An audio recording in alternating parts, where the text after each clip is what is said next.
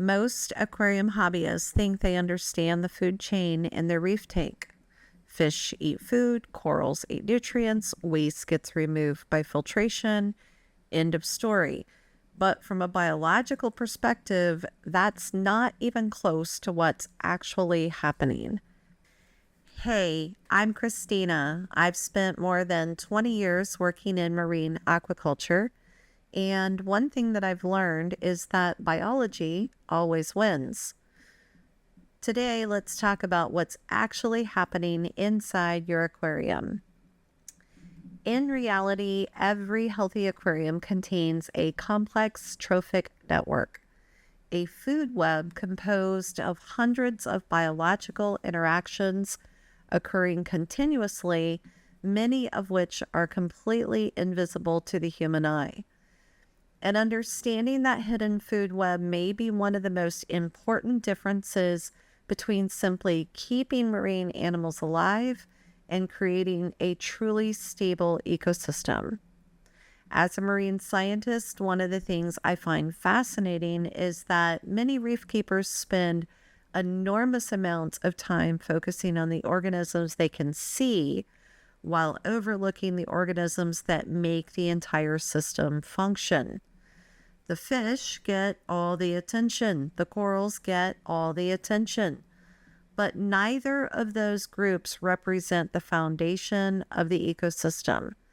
The foundation exists at a much smaller scale. And to understand the secret food chain living inside your aquarium, we really have to start at the bottom. Not with fish, not with corals, but with microbes.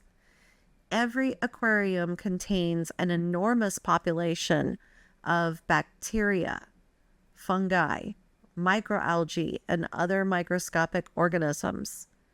These microbes colonize every available surface. They grow on rocks, they grow on sand, they grow inside plumbing, they grow inside filter media. They even grow on the bodies of your animals. And collectively, these microbial communities form what scientists call biofilms. Biofilms are not simply slime. They are highly organized biological communities that function as miniature ecosystems.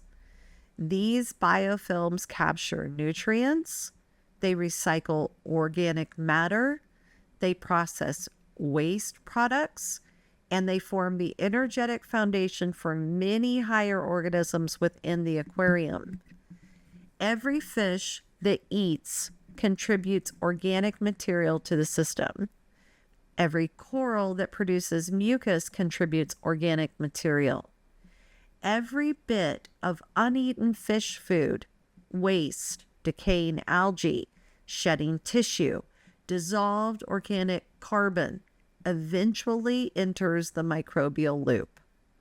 The microbial loop is one of the most important ecological concepts in marine biology. In simple terms, it describes how dissolved organic material that would otherwise be unavailable to larger animals becomes incorporated into microbial biomass.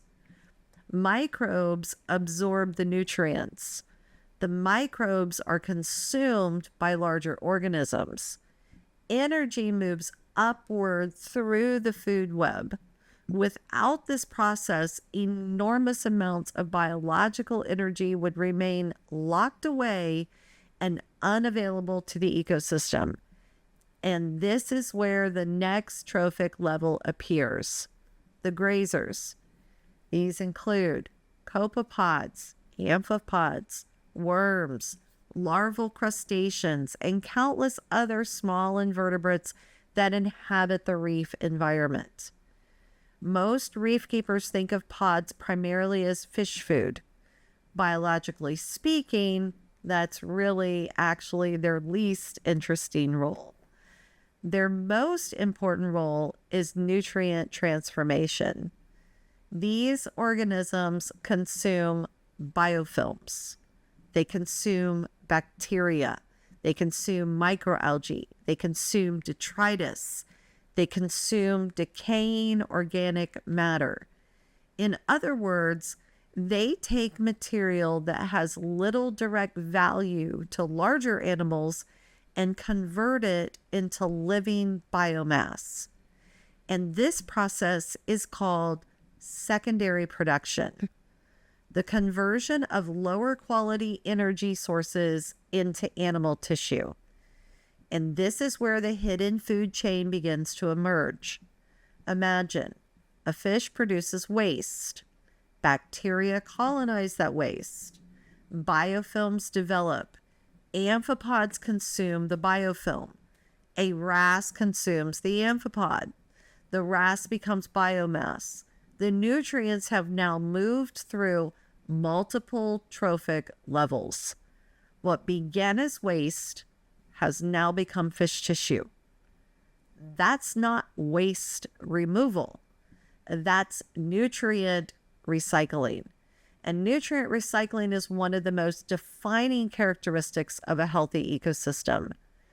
Natural coral reefs are remarkably efficient because they lose very little energy from the system. Nutrients are captured, recycled, consumed, reprocessed, and reused repeatedly. The same principle exists inside successful reef aquariums. The best reef tanks are not necessarily the cleanest tanks.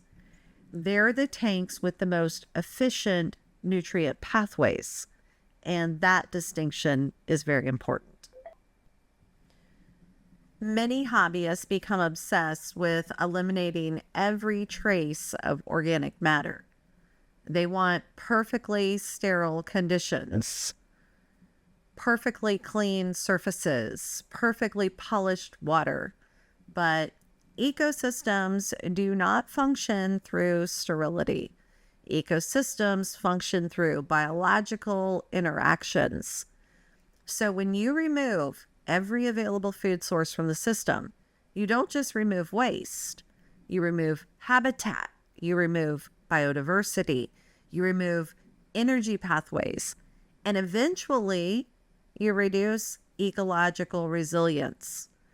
One of the main reasons mature reef tanks often appear more stable than newer systems is because these food web relationships have had time to develop. The rock becomes colonized. The biofilms become established. Microfaunal populations expand. Nutrient pathways become more complex. The ecosystem gains redundancy. In ecology, redundancy is a very powerful concept. It means multiple organisms can perform similar functions. If one population declines, another can compensate, and this creates stability. A reef tank with one pathway for nutrient processing is fragile. A reef tank with 20 pathways is resilient. This is why biodiversity matters so much. Not because biodiversity sounds good, but because biodiversity creates functional stability. The greater the number of organisms participating in nutrient capture, nutrient recycling, and energy transfer, the more resistant the ecosystem becomes to disturbance. This principle has been observed repeatedly in natural ecosystems around the world. Complex systems tend to be more stable than simplified systems, and nowhere is that more obvious than in reef environments. Let's move further up the food chain.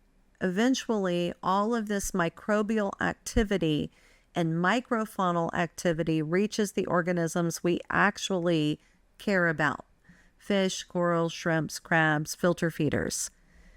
These animals are benefiting from an enormous amount of biological work occurring beneath the surface.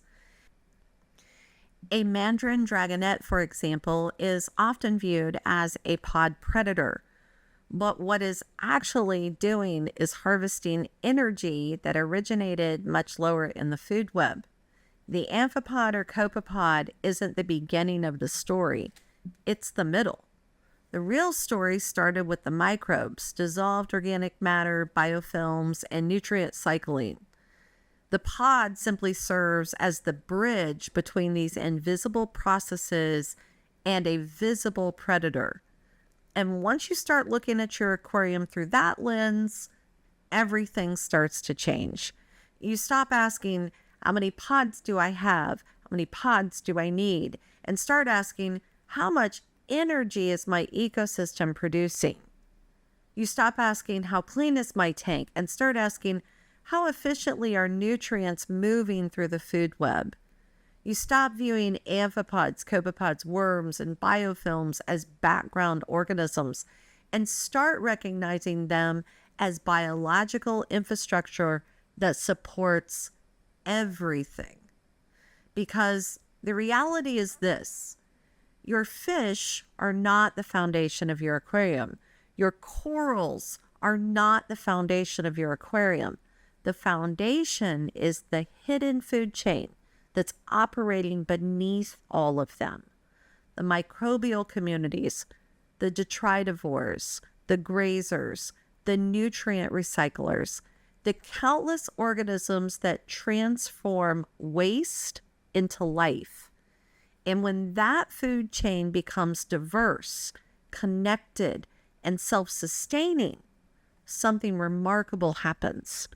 The aquarium begins to function less like a collection of animals and more like an ecosystem. And that's ultimately the goal. Not simply just keeping marine organisms alive, although that's a huge goal, but creating an environment where biology itself does the heavy lifting. Because a healthy reef, whether in the ocean or in your living room, are built from the bottom up, all of them. And the most important animals in the systems are often the ones that you'll never even see.